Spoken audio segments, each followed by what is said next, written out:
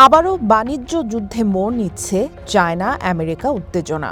গত কয়েক মাসে বেইজিং ওয়াশিংটন বাণিজ্য আলোচনা কিছুটা অগ্রগতির মুখ দেখলেও দুই দেশের পাল্টাপাল্টি হুমকিতে তা আবারও ঝুঁকির মুখে পড়েছে। গত সপ্তাহে বিরল খনিজ রপ্তানিতে চায়না বিধিনিষেধ আরোপের পর দেশটির পণ্যে শতভাগ শুল্ক আরোপের হুমকি দেন আমেরিকার প্রেসিডেন্ট ডোনাল্ড ট্রাম্প। জবাবে এবার আমেরিকার বিরুদ্ধে প্রতিশোধমূলক ব্যবস্থা নেওয়ার হুমকি দিল চায়না। দেশটির বাণিজ্য মন্ত্রণালয়ের একজন মুখপাত্র বলেছেন, আমেরিকা একতরফাভাবে পদক্ষেপ নিলে চায়নাও নিজের অধিকার ও স্বার্থ রক্ষায় পাল্টা ব্যবস্থা নেবে।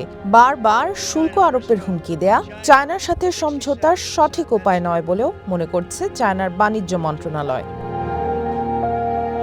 বিশ্বের দুই বৃহত্তম অর্থনীতির দেশের মধ্যে বাণিজ্য উত্তেজনা দ্রুত বাড়তে থাকায় ধস নেমেছে শেয়ার বাজারে। বিনিয়োগকারী ও শিল্প খাত নতুন করে উদ্বেগে।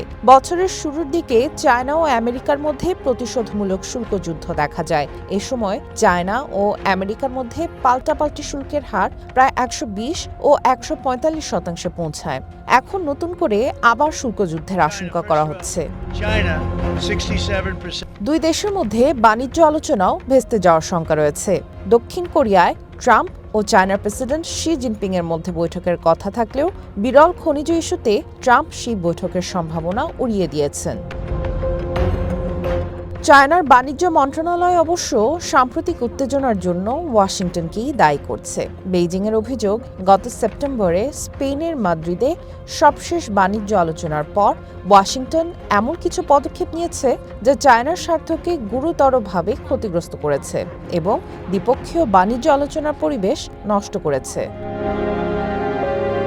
চায়নার বাণিজ্য মন্ত্রণালয় ঘোষিত নতুন বিধিনিষেধে বিরল খনিজ রপ্তানির আগে লাইসেন্স প্রয়োজন, অর্থাৎ চায়নার বিরল খনিজ ব্যবহার করে কোনো পণ্য বিক্রির আগে বেইজিংয়ের অনুমতি নিতে হবে।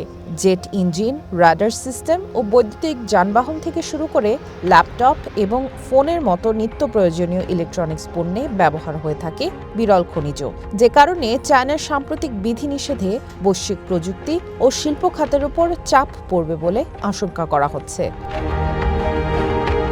সামিয়া জান্নাহ, ওয়ান ইন্টারন্যাশনাল ডেস্ক।